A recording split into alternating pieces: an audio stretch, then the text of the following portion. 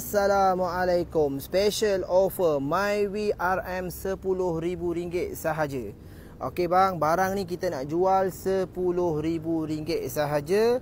MyWi ni bukan MyWi tahun 2006 ni 2011 bang MyWi tahun 2011. 1.3 liter. Abang tengok bahagian belakang, bonet, dia punya bumper, cermin semua paso punya. Okey, sport rim dah siap. So sport rim walk racing kita bagi sekali bang Sport rim masih cantik. So abang tengok bahagian depan pun dia dah convert paso. Ini paso bang. Body part saja pun dah harga berapa bang Okey, bumper paso, bonet paso, lampu paso, fender paso. So dia dah convert. Cuma kereta ni kekurangan dia satu saja, cat abang kena buat. Kalau dah cat, kereta memang dah cantik bang.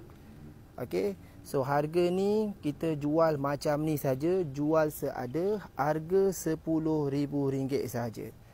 Kalau abang ada bajet RM10,000, boleh datang ambil MyWi ni. Okey, so abang tengok kereta ni cat saja kurang, lain tak ada masalah. So bahagian seat abang tengok ada kotor-kotor ya. Okey, seat belakang ada cover leather, tapi Android player dah tukar. So dalaman nak kata cantik sangat macam baru tak ada bang. Senang cerita, yang ni condition second hand, bukan macam baru. Okey, condition dalaman tak adalah cantik mana, tapi kalau seat ni dah cuci, dah memang cantik. So bahagian bawah bumbung semua okey, luar cat sahaja. Enjin okey, gearbox okey, kereta bawa sedap, lain tak ada problem. Harga ni saya bagi cukup murah bang Lagi satu, kereta ni pakai adjustable bang. Barang dia bukan barang biasa-biasa Adjustable 4 batang. Okey. So lampu pun dah tukar lampu paso.